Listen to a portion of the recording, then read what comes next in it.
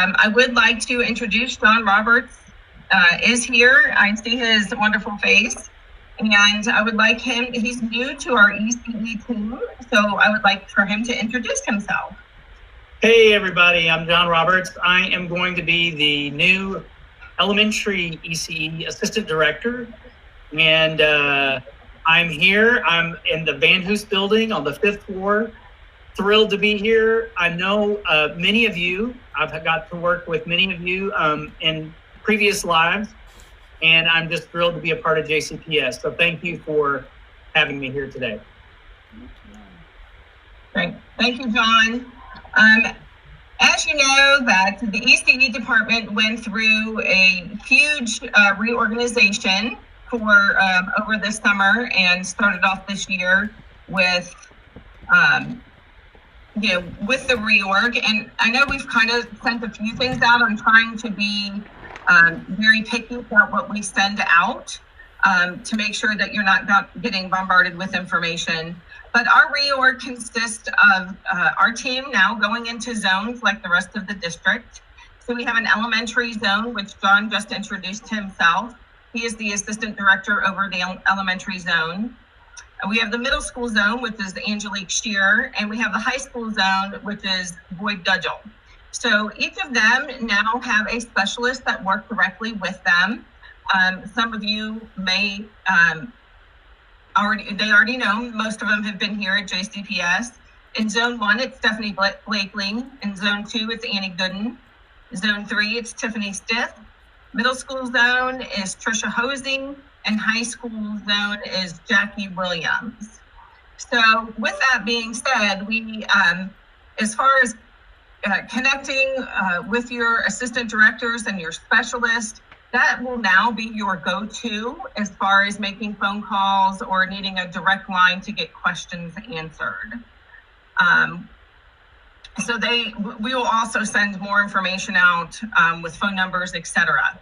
But I do have some great updates that are coming, just some upcoming supports for you that I would like to share. The team has been working extremely hard to provide some information and some guidance for all the schools, and especially the administrators, because we know it's tough. We know it's tough dealing with behaviors. We know it's tough understanding the law for special education.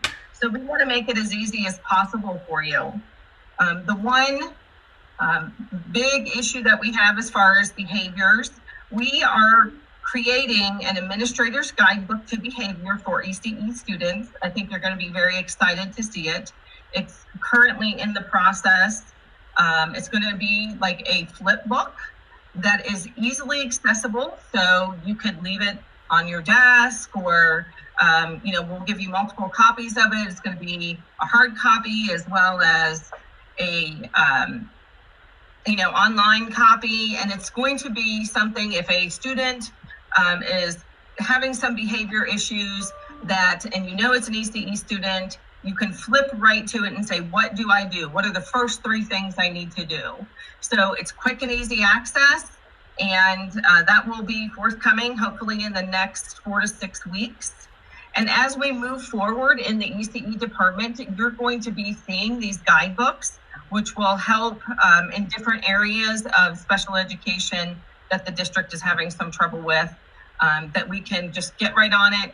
Quick access and quick support. It will also have your team members and a quick phone numbers that you can call for support. And then also what we noticed over, this is the start of my 2nd year. So a lot of watching and seeing what kind of supports we need both at central office and in the schools. And what we noticed is those record reviews, we do a lot of them, but we don't share as much information as I think we can with you. So we have worked with Florence Chang and her group, and we have created a dashboard of all of our record reviews that we will be doing and continuing to do every month. So you'll be able to get on a dashboard and sort information however you would like and see that information whenever you would like. So that is forthcoming. We also have some revised procedures As you know, we have the KAR regulations that we must abide by for special ed. And then we have our JCPS ECE procedures, which mirror the regs. But as we move forward, we did notice that as far as data collection has been something that has come up over the past 6 months. And it is in draft form currently, so we're hoping it goes to the board in August. And the only major change in the procedures is, as far as related service personnel, they will be graphing data, not taking data on their students, but graphing data on those graphs no less than once a month. Before, it used to be in the original procedures at JCPS, it used to be twice per grading period, and that was not enough to show parents if students are making progress. And then we kind of changed it. We didn't make it define it enough for related service personnel. So we now defined it for related service personnel, OTs, PTs, speech, etc., that they only have to graph that data, that point on a graph once a month. Of course, more often is better. I'm a big fan of data, and data makes determinations. So, keep doing that data, but we will let you know and send those out and update the website when the new ECE procedures come out. And also on the procedures, we tightened ESY of how we do extended school year services to provide our staff and our teachers a little more guidance on how to work with that in an ARC meeting. So those are some just basic upcoming supports that we're working on. We also have a ECE department-wide action plan that we're working on. With that action plan, we're developing with our assistant director team everything that we are doing to support the district, the team, the CAP, the schools. So as we move forward and get that set, I certainly don't mind sharing that with you. I want to be very transparent with all the schools and all the administrators. So that will come your way soon also. The 5th day count, I'm going to go through some things that may not be, that I know is questions in your head or emails that I have gotten. Always, as you know, you can call or email. We will do our best to answer your questions. I'm constantly in contact with KDE. I was talking to them last Friday afternoon for a couple hours, just trying to work through some information, especially through NTI. So I will get to that. But the 5th day count, we will still do that. That is something that the ECE department will look at. Again, it's going to look very different. So, can that change? Can we adapt? Yes, I would guess. I'm learning right along with you with this 5th day count. So, but it will happen, and we will do it. Just so you know that. And then upcoming is the IEP training for ECE teachers. The board was very generous to the ECE department and allowed us to have mandatory IEP training to also pay the teachers to do that. They can either get the credit or PD credit or get paid. So I'm excited about that. We've had, I want to say over 600 teachers that have taken it during the Diverse Learners Institute that we put on. That was all virtual. So there are links. I did put those links. It's self-paced, the IEP training. There's a part 1 and part 2. I did add that to your training document. So as teachers take that training, make sure they document and let you know.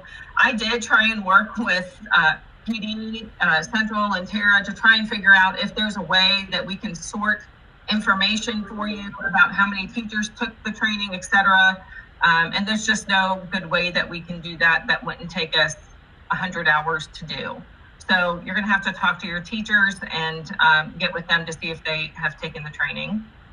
And then also the ARC training, which is coming. I'm excited about that. We have partnered with Black with that. and it will be a live webinar. So you need to ensure that you have your implementation coaches and your backup chairs attend ARC training. That is a mandatory CAP item, along with the IEP training. And then other mandatory CAP items are your, what I'm learning again, remember, so we did this verification of alignment, and that was per the CAP. That was proof that the IEPs were implemented in your building and the staff were viewing them and understanding them, etc. So we have changed that because verification of alignment is kind of an odd name, I feel like, and changed that to assurances of IEP access and implementation. And it will be for the principals to sign off on instead of getting every single person in your building to sign and send that to us, and it will be electronic. So that will be coming out, and it's just for the principals to assure that they have taken steps to make sure their staff knows how to access their IEPs and ensure that they know how to implement them. So when I was assistant superintendent, I did that in our opening day for the schools. When I would walk through in the opening day, that was just something I talked about for 5 minutes in our meeting to ensure that all staff knew how to access that. And then our student accommodations and support form, which I think JCPS it knows that as the ECE one-pager. Again, I know there's other one-pagers with other departments. So this particular one, as I've been told, is for bus and in-school security monitors, and make sure that they, and bus aides, so they understand that what the behavior plans are of students with disabilities that are riding their bus. So we will provide a memo out for that. Again, this will not happen. We will send the information, but you do not have to do this until we get back into the brick and mortar, obviously, because students are not in school, are not on the buses right now. So there's no hurry on that at right this moment, but you will see it coming out. So you're not blindsided by it. We also did that one last year. And then and that's a CAP item. And then for most of you that have been with us, I can't see everybody that's here, that's on, but we had the comparison files, which, you know, with our CAP, by the way, fantastic job by the district. The ECE department, we have the final CAP, which is the big district CAP. And we did talk about the IDEA CAP last year, and that we're working on the IDEA CAP. So we have all those systems in place. I feel extremely confident that we're moving in the right direction. However, with our IDEA CAP, if you recall, we talked about those comparison files that KDE comes in and does. What that means is those student folders for ECE, they randomly choose 30 folders and they do an audit on those 30 folders. So they actually take it through that record review and do an audit. And we have to have 30 clean folders, files, 100% clean, before they will release us out of our CAP. So this is the last thing we're working on for this particular IDEA CAP. And we've had 2 sets taken from us, and both sets, all 30, had issues with them. So we are going to work on our next set of 30. They will randomly send us student IDs, and we will have to upload and turn in all the files from Infinite Campus, et cetera, for them to run that through the audit.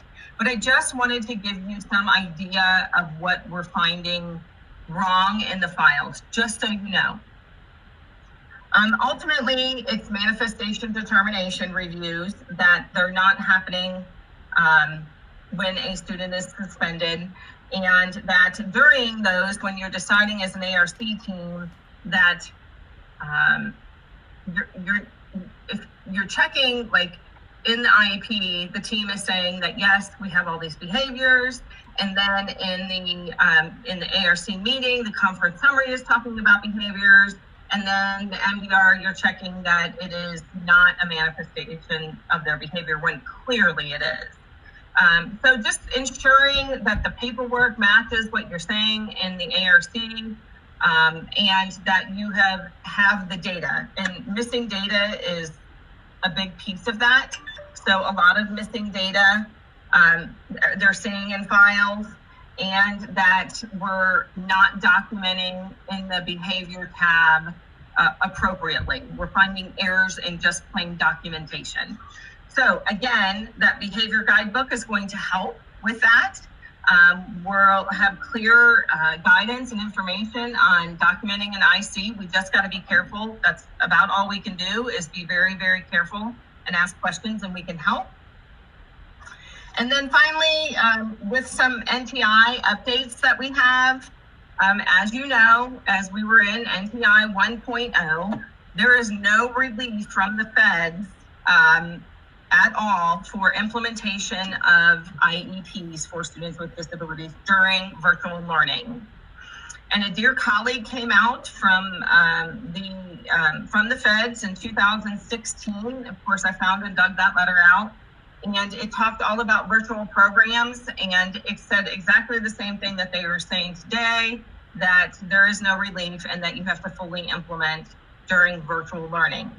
What does that mean? What this means to you, that how you can help support your teachers and your students and your parents, is ensuring your ECE teachers are providing all services in the IEP and connecting with kids. They have to connect with kids. Okay, so, and just making sure. Now, we have found that there are very few, like when I say few, very, very few services that can't be provided virtually, such as orientation and mobility for a student that is blind that has to walk around the school with a cane. So very few services, as far as related services, et cetera, can't be provided virtually. So we're providing more resources for you to help the teachers know how to implement those. And also, we are going to purchase some more online resources that our staff can use, especially our related service personnel, to help support the parents at home, the teachers, and the students, to make it a little bit easier than it was in NTI 1.0. I would say the biggest thing during this NTI 2.0, we have received a lot of phone calls and a lot of emails about, my kid just can't do this. We just can't have, they just don't know, can't participate using a computer. They shove the computer away, or they just don't want to. That's not an option, and there are ways that we can make sure that the child participates, and we have to show that we're trying our best.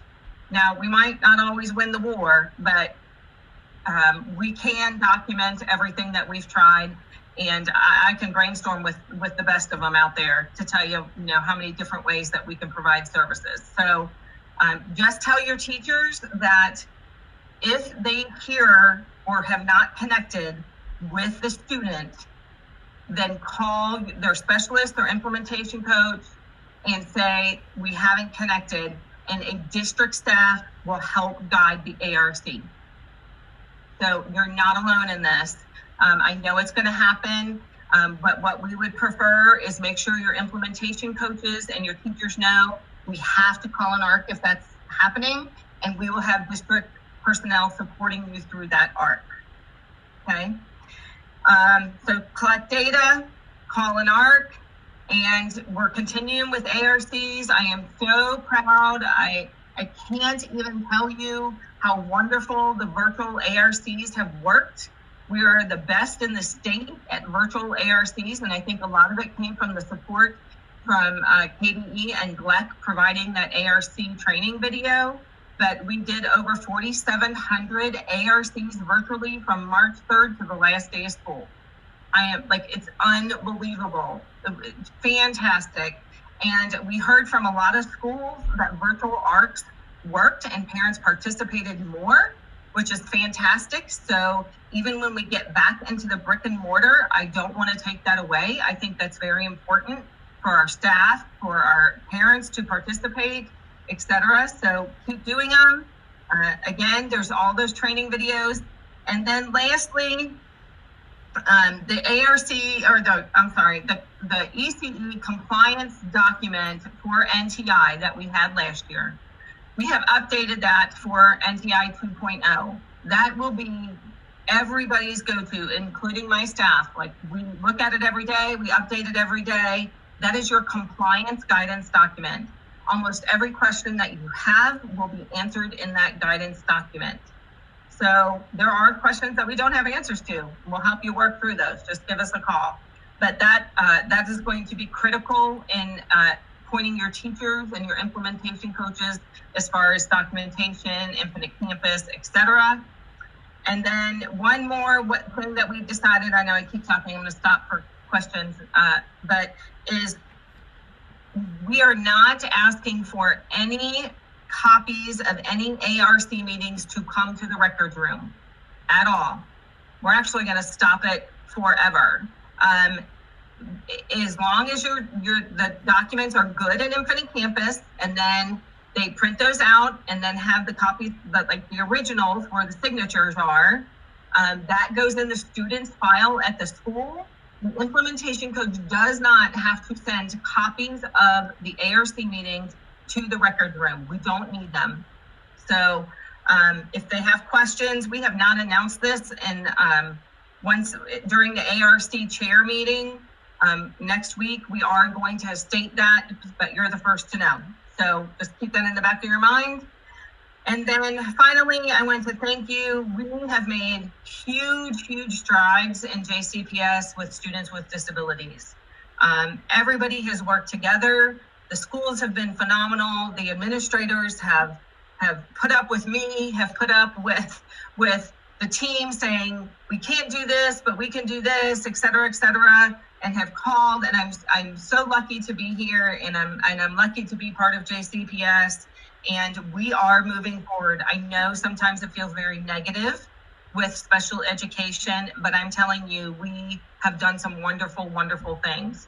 So thank you for supporting the kids, all the kids at JCPS, and also for working with me and my team. And I really think this year is just going to be a little bit easier.